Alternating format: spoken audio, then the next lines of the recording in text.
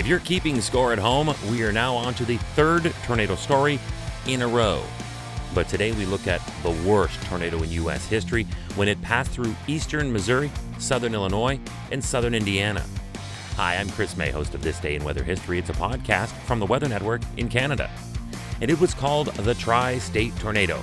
It began its northeast track in Ellington, Missouri, but southern Illinois was the hardest hit this day in weather history.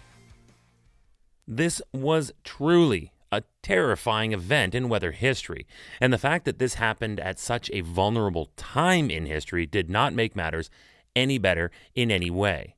1925 was happening, but no one was beating the world in innovation or meteorology. This outbreak would go on to kill 695 people, injured some 13,000 people, and caused $17 million in 1925 USD in property damage. More than 500 of the total 695 people who perished were killed in southern Illinois, including 234 in Murfreesboro and 127 in West Frankfort. It's high time we refresh our Tornado 101 knowledge. Come along, class. Break out the pen and paper and take down these notes. This is a tornado. A tornado is a dark, funnel-shaped cloud that is essentially a violent rotation of air. Okay, it's pretty simple.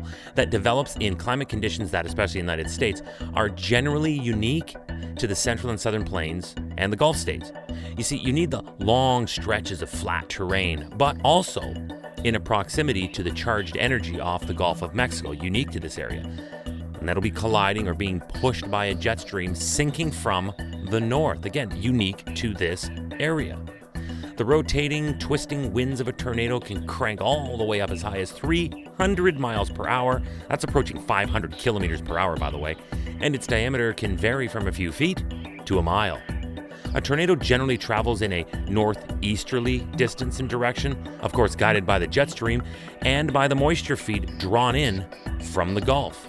And they can, when traveling at speeds of 20 to 40 miles per hour, hang in there for anywhere between 1 and more than 100 miles. That's approaching 160 to 165 kilometers.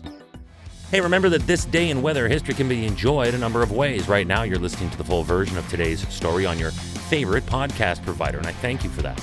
But there's also the daily podcast video short. They're shot right here in my podcast recording studio, so you get that perspective. And oftentimes, they will include visuals from that day's event from when it happened.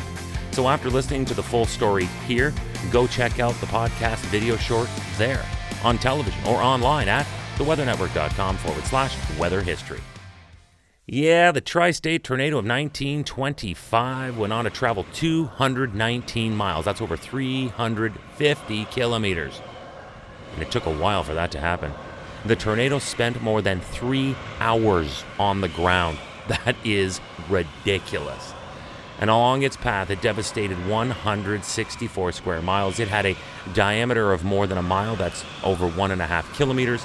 And it whistled along at speeds clocked in excess of 70 miles per hour or close to 113 kilometers per hour.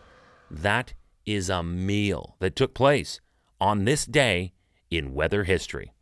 Tell you what, if you like this podcast, this episode even, then we'd love to hear about it. You can tweet at me directly at MaydayTWN, that's at MEIDAYTWN, or at the Weather Network directly. Some of you have, and we appreciate that a lot. I hear and read every one that comes in that is sent to me. Also, if you have an idea for a special day in weather history, let us know. Some of you have done this already, and I totally love getting these ideas. But more than anything, we need you to subscribe, rate, and review the program. This way you never miss a day in weather history, and we never miss an opportunity to improve the job we do every day. Like tomorrow, you do not want to miss the story about the hottest 4 days in BC, where over 100 records for hot temperatures burned to a crisp. It was beautiful for so many, I would have loved it, but agonizing for so many more. I know those people. Oh, well, you know how old Mother Nature goes. There just ain't pleasing all the people all the time, right? That's all tomorrow right here on This Day in Weather History with me, your host, Chris May.